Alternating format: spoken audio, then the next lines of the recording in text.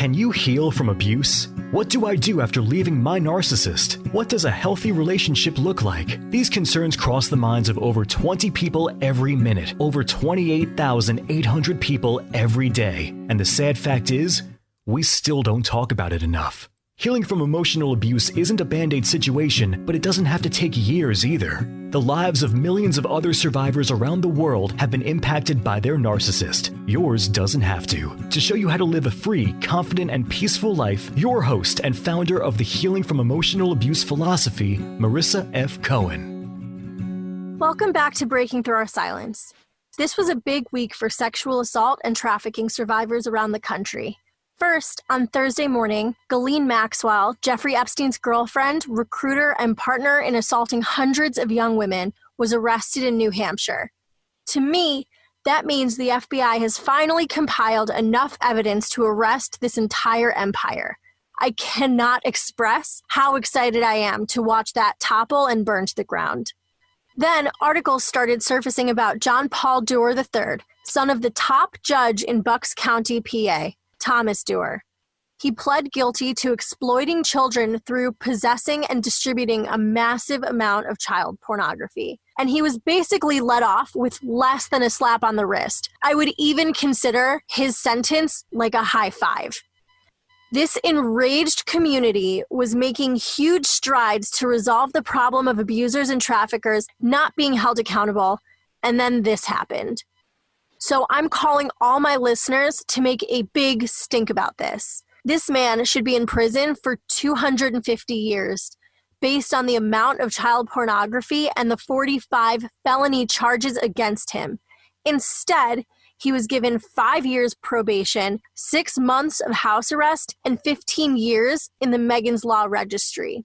He's only 34. 15 years is nothing. He gets to restart his life at 50, but ruined the lives of many children, lives that they'll never get back. We need to get this man off the street.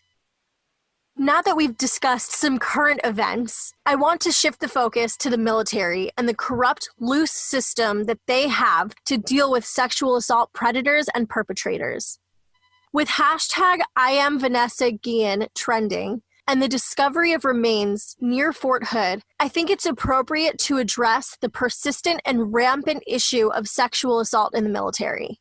I want to start off by saying that I support the brave people who enlist to protect our country. This is much bigger than that. This is a systemic issue from the top, and it's not a new issue. In fact, it's an issue that has been covered up and swept away by the military for longer than anyone cares to admit. For a short period of time between January 2017 and April 2018, I was a contractor for the United States Army Reserve. My role was to create an employee assistance program where I would work one-on-one with military members who faced adult life issues ranging anywhere from substance abuse and suicide to sexual assault and domestic violence. In that time, I built the biggest program in the Army with over 200 service members either reaching out or enrolling in my program. Now, I'm not saying that to brag. I bring that up because in a down trace of over 14,000 people, only 200 of them felt comfortable reaching out for mental health. And when I came forward and reported a situation that I had been experiencing, my contract mysteriously and suddenly ended with less than a day's notice. The military has an unhealthy way of demeaning mental health as a weakness and criticizes the people that reach out for help. Instead, they tell service members to unfuck themselves and just get over it. In 14 months, I spoke to over 100 people that were abusing substances, another 50 that disclosed suicidal ideations or attempted suicide, and a ton who had survived domestic violence and endured sexual assault. The reported sexual assault and domestic violence numbers were scary low, like under 20 people. But the people who disclosed to me outside of the reporting system was astronomical. As far as reporting goes in the military, if you've been sexually assaulted, you have two reporting options. If you disclose your assault to anybody that is not the sexual assault response coordinator or victim advocate, it sparks a loud, big public criminal investigation. If you disclose your assault to a sexual assault response coordinator or a SARC, you can opt for a restricted report, which means only the SARC will hear about it and it will not open an investigation. Or you can choose to make an unrestricted report, which theoretically should open a full criminal investigation against the accused. However, it is at the commander of the base's discretion whether or not they choose to open an investigation, even if you make an unrestricted report or ask for an investigation. I can only speak from my experiences, what I learned while I was working for the Army Reserve, and what I observed as far as protocols went and what I endured. My experience is nowhere near as tragic as IAmVanessaGuillen, and I don't aim to compare. All the people coming forward, speaking their truth about their horrible experiences in the military should be greeted with an open mind, kindness, and support. Most service members stay silent because it's career-ending to report abuse. They get PCS'd, which means transferred, retaliated against, blamed, and labeled unpromotable problem soldiers. The abusers, on the other hand, get promoted, quote-unquote, counseled in a private meeting where they basically just get a slap on the wrist, not unlike Brock Turner, and may be transferred with no additional repercussions.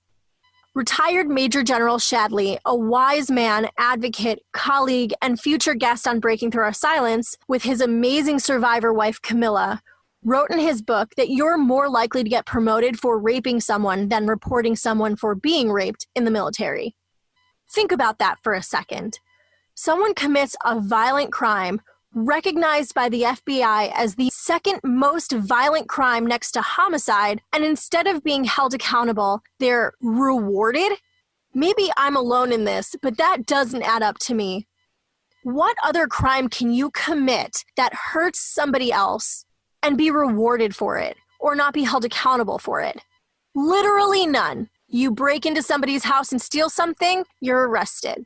You rob someone, you punch somebody in the face, you're arrested. You start a fight in a bar, you're arrested. But you can rape somebody or abuse somebody and get counseled, promoted, and transferred? Are you kidding me? While working at the Parkhurst Reserve Center under the 416th Tech, it was my job to befriend service members and provide them with mental health in whichever areas they needed. For this reason and my sparkling personality, I became friendly with a lot of people on the base. I would spend lunch working out with them. We would compete in fun gym-related competitions. We would play Scrabble.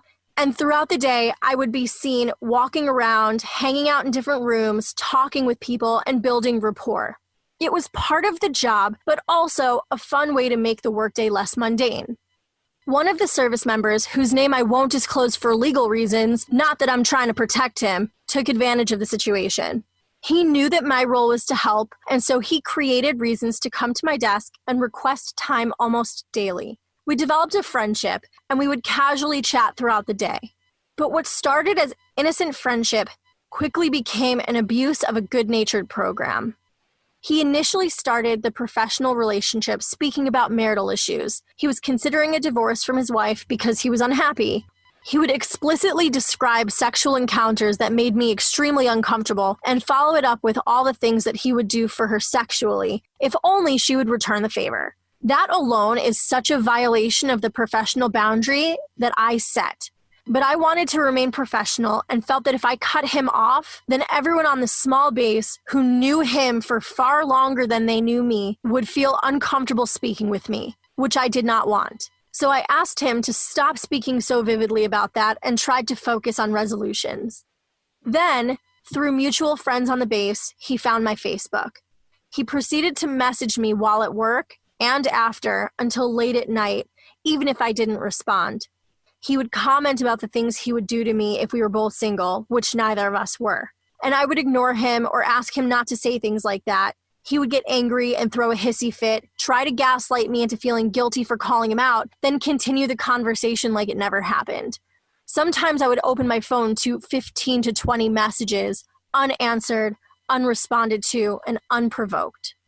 I felt stuck. On one hand, I hoped that working with him would allow other people on the base to feel comfortable talking to me. But on the other hand, I wanted to end any contact with him because it was an annoyance. So one day, I requested to meet his wife. I figured that if I met his wife, he would feel uncomfortable making advances and crude statements. I was quickly proven wrong because he started to constantly bring up having a threesome. The final straw for me was when he began to text me, calling out things I was doing that I had not mentioned to him, as if he was watching me through my phone camera or my window. One day, he told me that the pillow I was laying on looked so comfortable. That was unprovoked. I had not mentioned that I was in my bed or laying on a pillow. I hadn't said anything at all. Other times, he would mention that the food I was preparing looked delicious, and I became paranoid that he was watching me through my phone camera, so I taped a piece of paper over it. I finally spoke up to a victim advocate on my base and eventually made a report to the commander, who initially did not take it lightly. She immediately said that she would counsel him, which meant she would give him a stern talking to. I showed her hundreds of messages from him that were abusive, manipulative, gross, and violating. I requested a 15-6, which means a full criminal investigation, and she immediately denied me. Days later, he was still working happily with no repercussions, no consequences. The only thing he wasn't allowed to do was contact me or walk into my cubicle. So instead, he would threateningly walk past my cubicle 8 or more times per hour and just glare at me. Less than a week later, I was told I was no longer allowed in 5 of the rooms in the base, 2 of which I had people that I was working with in. Why was I the one that was limited to certain areas in the base and not the man that had been harassing me for almost a year? I went to 2 police stations to make reports because I realized the military did not have my best interest. One in the town where the military base was, and one where I lived. Neither of them made a report, even though I requested it, because it was out of their jurisdiction. Each police station said it was the other's responsibility. That's when I knew I was truly alone. I reached out to my contracting company and made a report with their HR. I reached out to the EO in the military and made a report. I reached up to USARC, which is the U.S. Army Reserve overarching community, and reached out to their HR. I went to IG and reached out to them and made a report, and nothing came of it.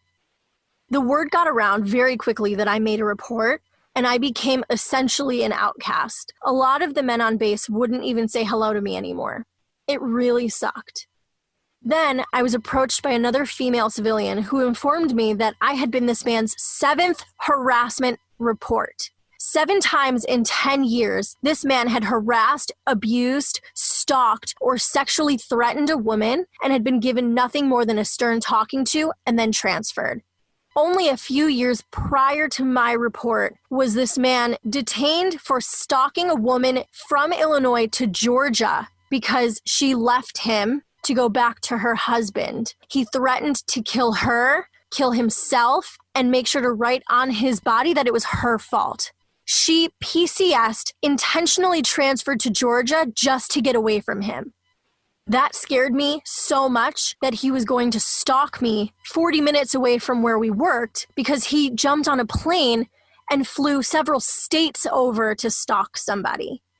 Out of fear and the need to protect myself and my house, I applied for a FOID card, a firearm owner's ID, just to make sure I was safe. I had a knife with me in my car, in my purse, under my bed, and in every room in my house, just in case he showed up one day.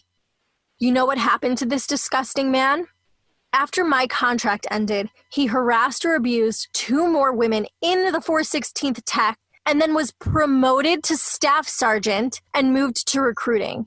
What better way to protect an offender than moving him to a place where he literally holds full control over young people's careers and futures? How upsetting is that? They literally rewarded him for being a disgusting pig by giving him ultimate power to determine people's futures.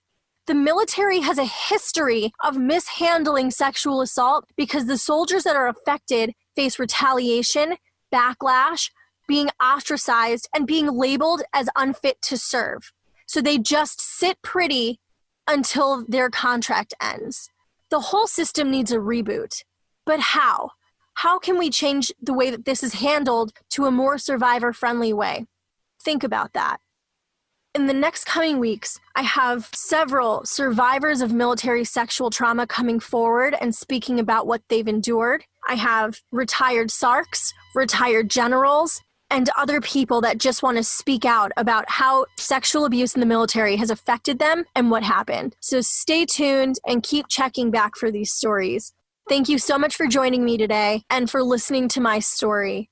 This is a topic that's close to my heart. I don't want to ever hear about any more Vanessa Guillens because I don't want it to happen anymore. It's disgusting that had her family not made a gigantic stink on social media about what happened to their daughter and why she was missing, I can assure you her remains never would have been found.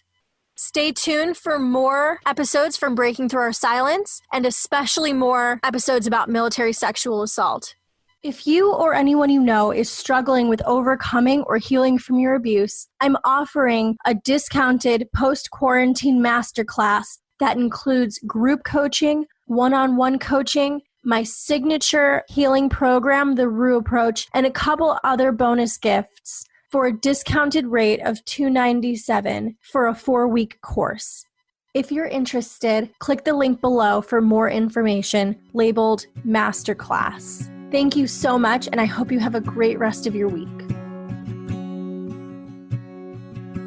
If you enjoyed this podcast, you have to check out www.marissafaycohen.com/private-coaching. That's www.marissafaycohen.com/private-coaching. Marissa would love to develop a made-for-you healing plan to heal from emotional abuse. She does all the work and you just show up. Stop feeling stuck, alone, and hurt, and live a free, confident, and peaceful life. Don't forget to subscribe to the Healing from Emotional Abuse podcast and follow us on Facebook at www.facebook.com/Marissa F. Cohen and Instagram at marissa.fay.cohen. We'd love to see you there.